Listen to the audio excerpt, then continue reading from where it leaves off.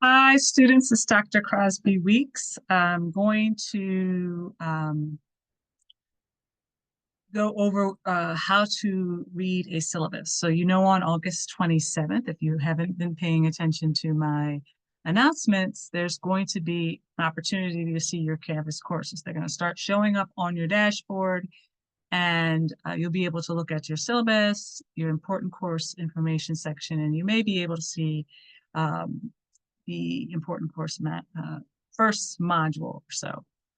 Today I just want to kind of go specifically review how to read a syllabus. Now keep in mind this is an education syllabus. It's from an education course.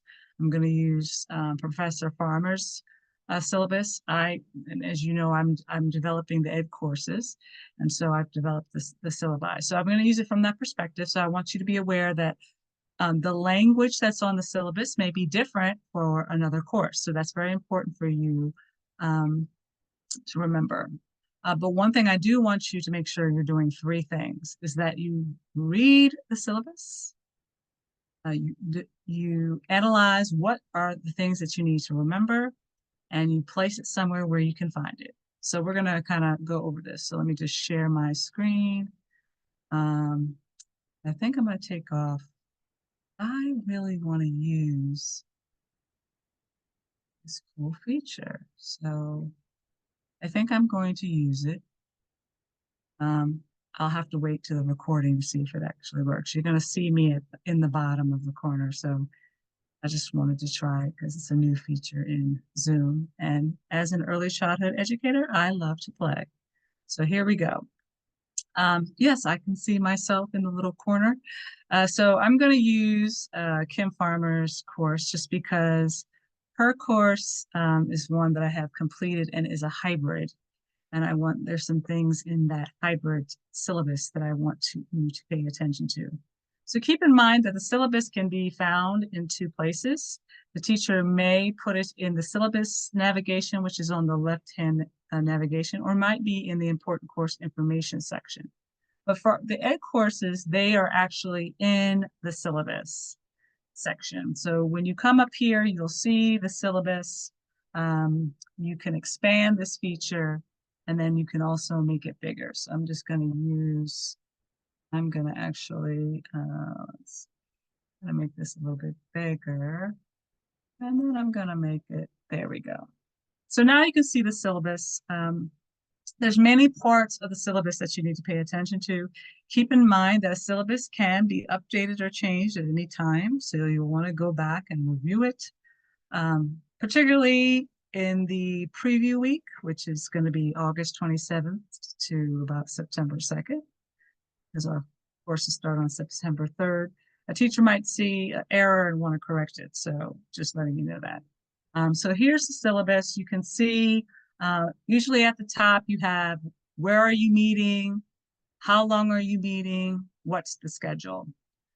In our ed courses for our hybrid and online days, this is the part that is often confusing for students, but it doesn't have to be, particularly in an ed course.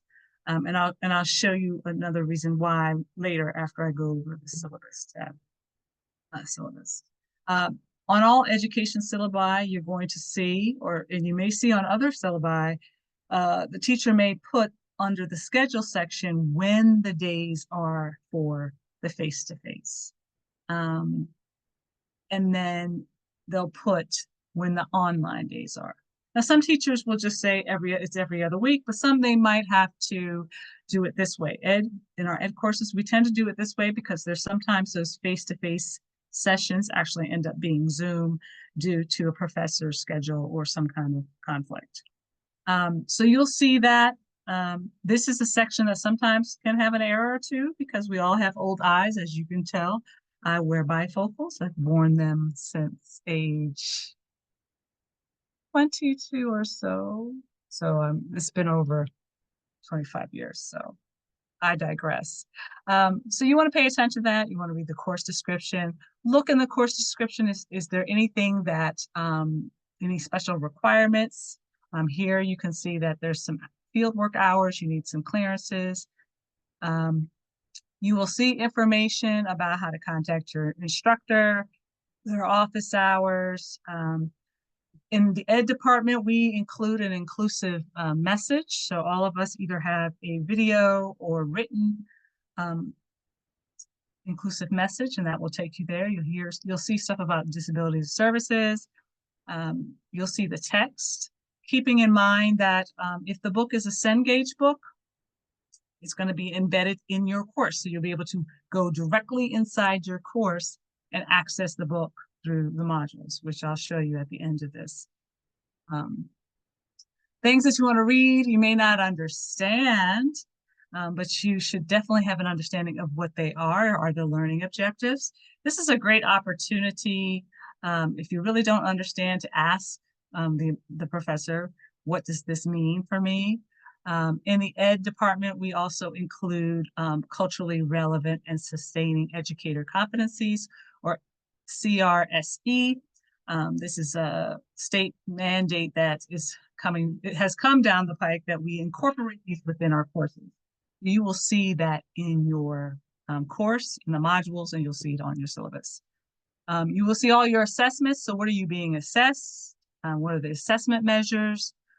You will see what kind of rubrics are being used, keeping in mind some instructors might not have rubrics. In an education course, we are very heavy with rubrics. You have a lot of times students skip reading the rubric.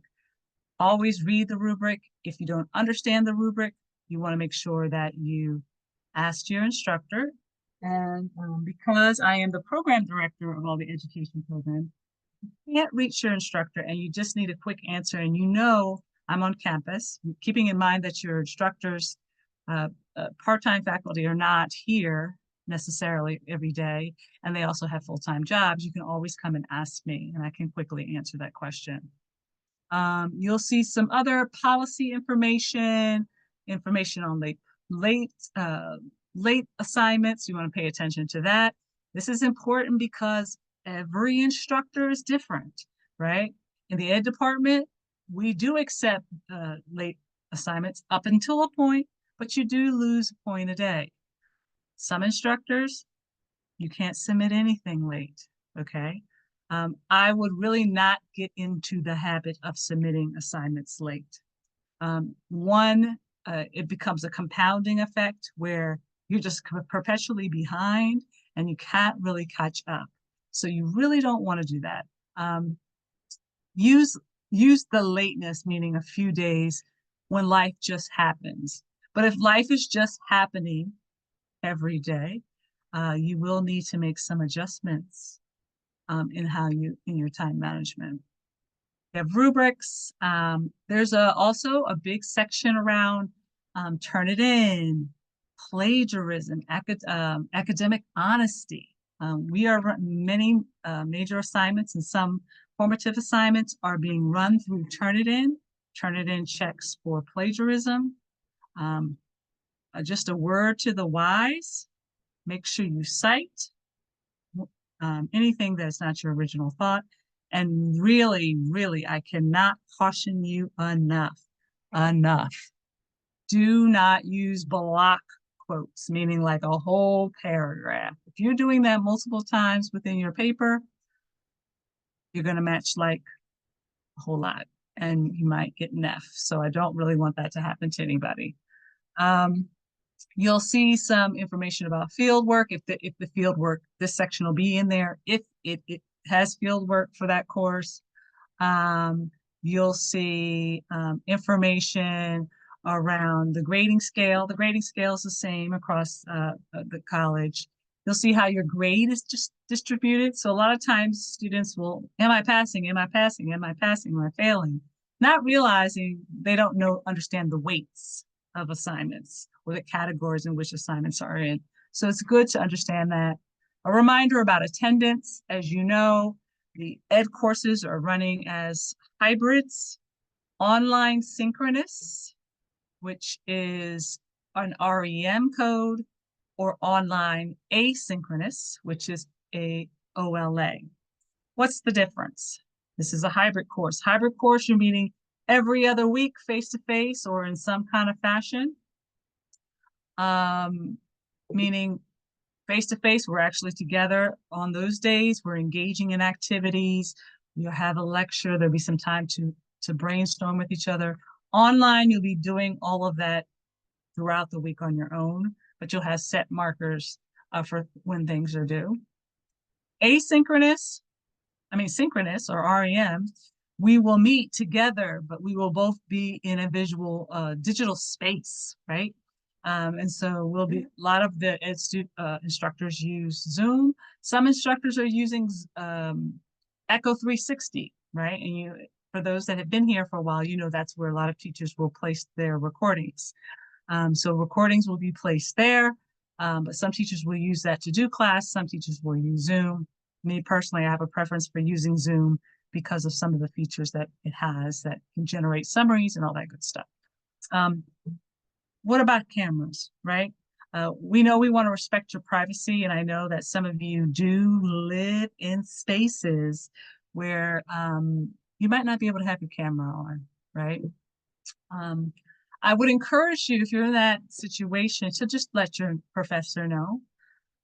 When you are speaking or actively participating in a discussion, it's always good to flip your camera back on so people can hear you. But the biggest thing, I think, for everyone to know, whether you're face-to-face or hybrid, so during our face-to-face hybrid course, during a face-to-face session, there may be some of you that are Zooming in, there are some of you sitting in class, some of you may be watching the recording. On both ends, whether you're in Zoom or whether you're in the classroom, we can hear all your extraness. So if you're a heavy typer, I know I can hear it. I have, unfortunately, very good hearing. Often when I'm in public spaces or in group spaces or in office spaces, it's very painful for me because I can hear multiple conversations, right? And I don't have a disorder that would cause me to hear voices that aren't there. But so just keep in mind that mute yourself. When you enter, mute yourself. So you have some policies around attendance, what it means to be taking that high flex option, Zoom option. We talked about cell phone. Well, I did really talk about cell phone. Whether you're virtually, it's a virtual class where we're on Zoom or Echo, or we are in the class. Trust me, you can live without this for a few moments. You really can. Put your phone on vibrate or turn it off. It's a habit that, unfortunately, in the last, 20 years, that I guess it's not even been 20 years. I don't even know how many years it's been since cell phones have been around. But all of us have developed some bad habits where people are constantly boop, boop, boop, boop, boop. Some people, because they're heavy tappers, you can hear them. Some people are laughing when they're doing it. Don't do that. It's very rude to do that. Okay, it's a bad habit.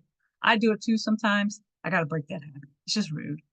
We want to have a connection. Now, if you need your phone because someone is ill, your child is ill, a parent is ill, let your teacher know that, right? But on a given day, no one needs to be tied to the phone 24/7. It's just doing so is only going to give you carpal tunnel. It's just some other information, but the biggest piece is this little weekly course summary at the end. Now, as you can see in this syllabus, it's on page 10, but then it's going to fall on the other pages. This just kind of gives you a snapshot of everything that needs to be done. Now, keep in mind, you should always default to Canvas because there could be updates, but this just gives you a picture of what your week is going to look like, and you can start planning that out. So I'm going to go back to the Canvas course. Or if we go to modules, and I'm tapping because for some reason my mouse stopped working when I switched over. So you can see in the important course information section, there'll be the course rubrics, right? That's the section that you'll want to look at. But you can see for a hybrid course, some teachers keeping in mind, not all teachers are going to do this. So this is something that you need to do yourself as well, but you'll see in an ed course, it will tell you if it's face-to-face, online. Okay. When it's face-to-face and you have an option to zoom in or do echo, the teacher will let you know where that link is in. If you can be present face-to-face, be present face-to-face. I can't tell you how many times I was on campus and only person in the room, and the students were here on campus, but they were on Zoom. Be present. It's a good practice, but also being on Zoom is also another practice because we have to live in both spaces. It's really critical that we have those skills where we can do and communicate not just the face-to-face, but also digitally. So I hope this tutorial is helpful. You will be having some other ones coming. There was something I noticed in Canvas recently. I'm not going to mention it here until I get some more information, but I will mention it as soon as I get it. So please take some time to watch this. If you have peers that are not my advising you think they could benefit from this, feel free to share the link with them.